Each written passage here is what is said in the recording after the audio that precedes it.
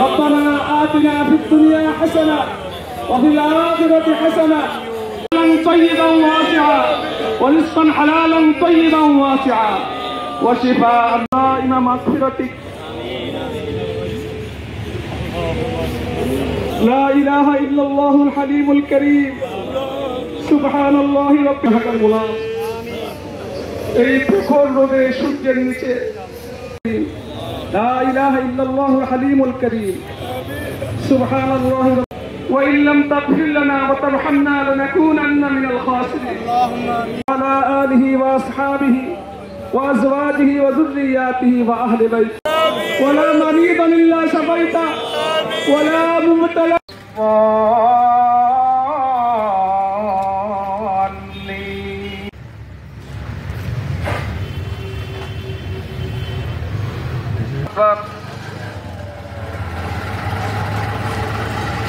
এটা জানাতে চাই তোমার মহাপ্রভু আমরা করতে লাগিয়েছি আল্লাহ সকলকে কবুল করুন আমিন.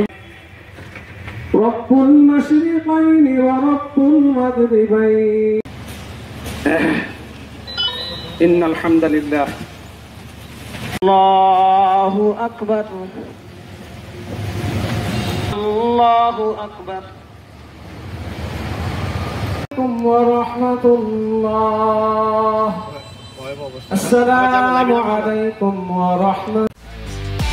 একমাত্র ওয়ালটন এসি দিচ্ছে 1 বছরের রিপ্লেসমেন্ট গ্যারান্টি এবং কম্প্রেসরের 10 বছরের গ্যারান্টি।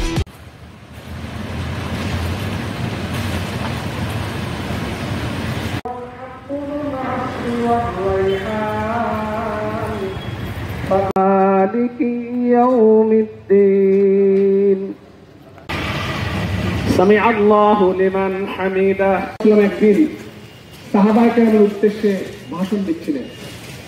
ভাষণে অতিবৃষ্টি, অনাবৃষ্টি, বন্যা, সাইক্লোন, ঘূর্ণিঝড়, এই যে কাসাবাত আইদিন নাস লিয়ুযীকাহুম বা'দাল্লাযী আমিলু লাআল্লাহুম ইয়ারজিউন. আজকে ইস্তিসকার নামাজ আদায় করেছি সাতপুর উলামা মাশায়েখ পরিষদের উদ্যোগে। ইনশাআল্লাহ আল্লাহ তাআলা যেন আমাদের আজকের এই ইস্তিসকার নামাজ কবুল করে নেয়, যেন আল্লাহ তাআলা বাংলাদেশের উপর খাস রহমত নাজিল করে এবং বৃষ্টি বর্ষণ করেন।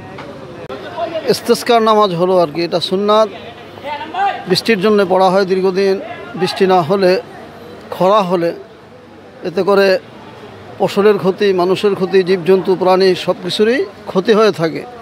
এজন্য আল্লাহর রাসূল এই ইস্তিসকার নামাজ পড়েছেন এবং আমাদেরকে শিক্ষা দিয়েছেন। সুন্নাহ হিসেবে আমরা এই নামাজ পড়েছি।